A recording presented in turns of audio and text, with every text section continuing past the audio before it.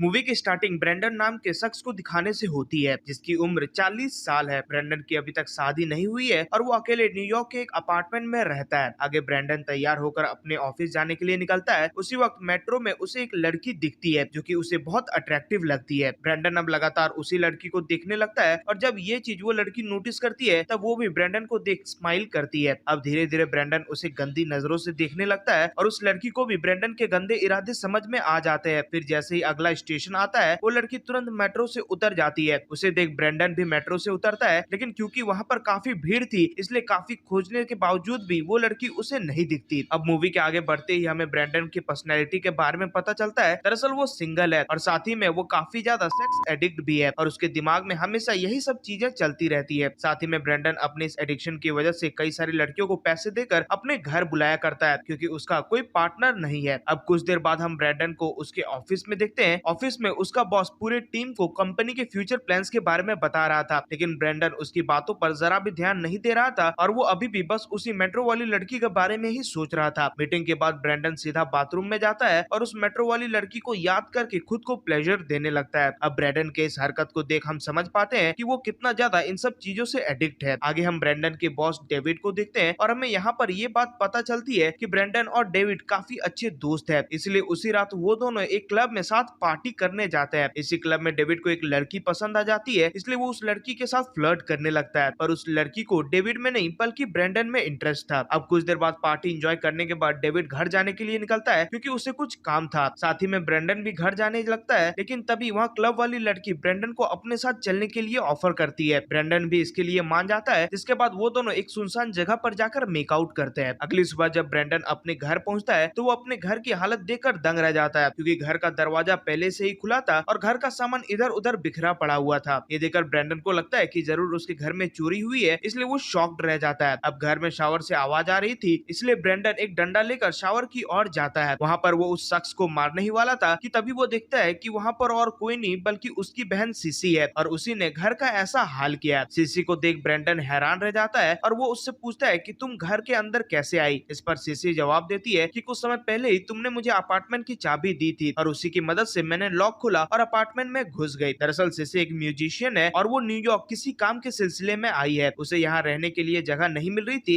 इसलिए वो अपने भाई ब्रेंडन के घर आ गई। हालांकि पहले सीसी यहाँ पर अपने बॉयफ्रेंड के साथ रहने वाली थी, लेकिन उसने उसे धोखा दे दिया और उससे ब्रेकअप कर लिया और सीसी ये सारी बात अपने भाई को बताती है। आगे ब्रेंडन सीसी को फोन पर अपने बॉयफ्रेंड से रोते हुए बात करते हुए सुनता है, जिससे उसे बहुत बुरा लगता है, इसलिए वो सीसी को अपने साथ रहने की परमिशन दे देता है। अगले दिन सीसी तैयार होती है और वो ब्रेंडन से कहती है कि पास के ही एक क्लब में मेरा म्यूजिक कंसर्ट होने वाला है, इसलिए वो ब्रेंडन को भी वहां पर आने के लिए इनवाइट करती है। इस दिन ब्रेंडन कहता है कि अगर मैं ऑफिस से जल्दी आ गया तो मैं जरूर तुम्हारा कॉन्सर्ट देखने जाऊंगा। ये कहकर ब्रेंडन ऑफिस निकल जाता है और ऑफिस में ब्रेंडन को पता चलता है कि उसके ऑफिस के सभी कंप्यूटर में वायरस घुस गया है, इसीलिए सभी कंप्यूटर्स को रिपेयर में भेज दिया गया है, जिस वजह से आज कोई काम नहीं हो सकता। ये जानकर ब्रेंडन को काफी गुस्सा आता है और वो डेविड को भी गुस्से में बहुत कुछ सुना देता है। दरअसल उन कंप्यूटर में ब्रेंडन की एडल्ट मूवी की कलेक्शन थी जो कि उसे अपने जान से भी ज्यादा प्यारी थी। यहाँ पर ब्रेंडन डेविड से कहता है कि तुम्हें एक बार कंप्यूटर ले जाने से पहले मुझसे पूछनी चाहिए थी। अब डेविड भी ब्रेंडन की बात सुन समझ नहीं पा रहा था कि आखिर ब्रेंडन ऐसे रिएक्ट क्यों कर रहा है। खैर कुछ देर बाद डेविड ब्रेंडन से पूछता है कि आज का तुम्हारा क्या प्लान है। इस पर ब्रेंडन उसे बताता है कि आज मेरी बहन सिसी का कॉन्सर्ट है और आज मैं वहीं पर जाने वाला हूँ। ये चीज डेविड को भी काफी इंटरेस्टिंग लगता है, इसलिए वो ब्रेंडन के साथ उसी क्लब में पहुंच जाता है जहाँ पर सीसी परफॉर्म कर रही थी। फिर सीसी अपना परफॉर्मेंस चालू करती है और लोगों को उसका परफॉर्मेंस बहुत पसंद आता है। जब डेविड सीसी को देखता है तब वो उसकी ओर काफी ज्यादा अट्रैक्ट होता है और उसे वो बहुत पसंद आती है। परफॉर्मेंस खत्म होने के बाद जब सीसी ब्रेंडन के पास आती है तब डेविड भी उससे मिलता है और उससे फ्लर्ट करते हुए उसकी बहुत तारीफ करने लगता है। ये सारी चीजें ब्रेंडन भी देख रहा था और उसे ये सब काफी अजीब लगता है। फिर वापस लौटते वक्त जब डेविड, ब्रेंडन और सीसी कार में थे तब बैक सीट पर डेविड और सीसी मेकआउट करने लगते हैं। वो दोनों ये चीज ब्रेंडन के सामने ही कर रहे थे, इसलिए ब्रेंडन को अपनी बहन की ये हरकत बिल्कुल भी पसंद नहीं आती। अब घर पहुंचने पर डेविड सीसी को लेकर ब्रेंडन के ही बेडरूम में चला जाता है जहाँ पर दोनों शारीरिक संबंध बनाते हैं। वो दोनों जब अंदर ये सब कर रहे थे तब ब्रेंडन को बाहर तक आवाजें सुनाई दे रही थी। इन सब से ब्रेंडन काफी ज्यादा परेशान हो जाता है, लेकिन वो कुछ भी नहीं कह पाता क्योंकि डेविड भले ही उसका दोस्त था पर साथ ही में वो उसका बॉस भी था। कुछ देर बाद ब्रेंडन काफी ज्यादा फ्रस्ट्रेट हो जाता है और जॉगिंग करने बाहर चला जाता है। थोड़ी देर बाद जब वो जॉगिंग करके घर वापस लौटता है तब वो देखता है कि उसके बेडरूम की हालत बहुत खराब है और ये देखकर वो और भी ज्यादा गुस्सा हो जाता है और फिर वो वो अपना बेडशीट बदल कर सो जाता है। तभी सीसी उसके रूम में आती है और वो ब्रेंडन के साथ सो जाती है, जिसे देखकर ब्रेंडन गुस्से में उस पर बहुत चिल्लाता है और उसे रूम से बाहर निकाल देता है। अगले दिन ऑफिस में डेविड ब्रेंडन को अपने केबिन में बुलाता है और उसे कहता है कि हमें तुम्हारी हार्ड डिस्क से बहुत सारी एडल्ट वीडियोस मिली है। वो ये बात उसे बता ही रहा था कि तभी उसे एक कॉल आता है और वो ब्रेंडन को बिना कुछ बताए वहां से चला जाता है। आगे ब्रेंडन ऑफिस में अपने ही कलीग मरीन से बात करने लगता है। मरीन पहले से ही ब्रेंडन को काफी पसंद करती थी, इसलिए ब्रेंडन भी उसके साथ फ्लर्ट करने लगता है और फिर वो दोनों आज रात डेट पर जाने का प्लान बनाते हैं। फिर रात होने पर वो दोनों डेट पर जाते हैं, जहाँ पर वो लोग एक दूसरे से ढेर सारी बातें करते हैं। यहाँ मरीन ब्रेंडन को बताती है कि उसका डिवोर्स हो चुका है। साथ ही में ब्रेंडन उसे अपने बारे में बताता है कि मैं एक बैचलर हूँ और अभी तक मेरी शादी नहीं हुई है। डेट खत्म होने के बाद ब्रेंडन घर आता है और बाथरूम में जाकर मरीन को इमेजिन करते हुए खुद को प्लेजर देने लगता है। इसी दौरान सिसी बाथरूम के अंदर आ जाती है और ब्रेंडन को ऐसा करता देख वो तुरंत बाहर चली जाती है। ब्रेंडन को इस चीज से बहुत गुस्सा आता है, इसलिए वो सिसी पर बहुत चिल्लाता है। थोड़ी देर बाद सिसी को ब्रेंडन के लैपटॉप में कई सारे अश्लील वीडियो मिलते हैं, जिसे देखने पर सिसी समझ जाती है कि ब्रेंडन पॉर्न एडिक्ट हो चुका है। उसी रात ब्रेंडन समझ जाता है कि उसे अब ये सब बंद करना होगा, इसलिए वो अपने सारे अश्लील वीडियोस की कलेक्शन और मैगजीन को कचरे के ढेर में फेंक देता है। फिर अगले दिन ब्रेंडन अपने ऑफिस में मरीन से मिलता है और उसे किस करता है। इसके बाद वो दोनों एक होटल में जाते हैं, जहाँ पर दोनों शारीरिक संबंध बनाते हैं, पर क्योंकि ब्रेंडन इस वक्त भी पिछली रात को लेकर काफी फ्रस्ट्रेटेड था, इसलिए वो ये काम भी ठीक से नहीं कर पाता और फिर मरीन भी गुस्से में वहां से चली जाती है। अब मरीन के वहां से चले जाने के बाद ब्रेंडन एक वेश्या को अपने होटल रूम में बुलाता है और फिर उसके साथ संबंध बनाता है। ये सब होने के बाद जब ब्रेंडन रात में टीवी देख रहा था, तभी सीसी उसके पास आकर बैठ जाती है। यहाँ पर ब्रेंडन सीसी से कहता है कि तुम्हें डेविड से दूर रहना चाहिए क्योंकि उसकी पहले ही शादी हो चुकी है। इस पर सीसी भी उसे सॉरी कहती है, लेकिन ब्रेंडन काफी फ्रस्ट्रेटेड हो चुका था, इसलिए वो सीसी को घर से निकल जाने को कहता है। ये सुन सीसी उसे रिक्वेस्ट करती है कि वो उसे यहाँ पर रहने दे क्योंकि उसके अलावा सीसी का कोई भी अपना इस दुनिया में नहीं है। पर ये सब सुनने के बावजूद भी ब्रेंडन उसकी एक नहीं सुनता और उसे घर से बाहर निकाल देता है। उसी रात ब्रेंडन एक क्लब जाता है, जहाँ पर वो एक लड़की से उसके बॉयफ्रेंड के सामने ही फ्लर्ट करने लगता है। इन सब से उस लड़की के बॉयफ्रेंड को काफी ज्यादा गुस्सा आ जाता है, इसलिए जब ब्रेंडन बाहर निकलता है तब उस लड़की का बॉयफ्रेंड ब्रेंडन को बहुत ज्यादा मारता है। ब्रेंडन भी इससे बहुत डिस्टर्ब हो जाता है, इसलिए वो अपना गुस्सा निकालने के लिए दो वेश्या के साथ संबंध बनाता है। इसी दौरान सीसी ब्रेंडन को बार बार कॉल कर रही थी और ढेर सारे वॉइस मैसेजेस भेज रही थी, जिसमें वो बार बार ब्रेंडन से माफी मांग रही थी और उसे कॉल उठाने को कह रही थी। पर ब्रेंडन इन सभी कॉल और मैसेजेस को इग्नोर करता है। अब अगली सुबह होने पर ब्रेंडन मेट्रो से घर आ रहा था, लेकिन किसी वजह से मेट्रो बीच में ही बंद हो जाता है। बाहर निकलने पर ब्रेंडन को एक क्राइम स्पॉट दिखता है, जहाँ जाने के बाद उसे पता चलता है कि किसी ने खुद को मारने की कोशिश की है। ये जान उसे तुरंत सिसी की याद आती है और वो सिसी को कॉल करने लगता है, लेकिन काफी कॉल करने के बाद भी सिसी उसका कॉल नहीं उठा रही थी। ये देख ब्रेंडन और भी ज्यादा घबरा जाता है और तुरंत घर की ओर भागता है। घर जाकर वो देखता है कि सिसी नीचे बेहोश पड़ी हुई है और उसने अपने हाथ के नस को काट लिया है। ये देख ब्रेंडन काफी शॉक हो जाता है और वो तुरंत सिसी को हॉस्पिटल में एडमिट कराता है। काफी मेडिकल ट्रीटमेंट होने के बाद सिसी को होश आता है, जिसे देख ब्रेंडन चैन की सांस लेता है और उससे कहता है कि अब से मैं तुम्हारा हमेशा ख्याल रखूंगा। इसके बाद ब्रेंडन हॉस्पिटल से बाहर निकलता है और एक जगह रुक कर बहुत ज्यादा रोने लगता है। दरअसल इस इंसिडेंट के बाद ब्रेंडन को समझ में आ गया था कि वो अपने जिंदगी में कितना कुछ गलत कर रहा है, इसलिए वो खुद को बदलने का फैसला लेता है। फिर अगले दिन जब ब्रेंडन मेट्रो से अपने ऑफिस जा रहा था, तब उसे मेट्रो में वही लड़की दिखती है जिसे उसने मूवी के स्टार्टिंग में देखा था। यहाँ पर वो लड़की ब्रेंडन की ओर बार बार देख रही थी और स्माइल कर रही थी, जिससे हम समझ पाते हैं कि वो लड़की ब्रेंडन में इंटरेस्टेड है। पर इस बार ब्रेंडन उसे देखकर कुछ भी रिएक्ट नहीं करता, जिससे हम समझ पाते हैं कि वो सुधर चुका है। और फिर इसी के साथ हमारी मूवी यहीं पर एंड हो जाती है।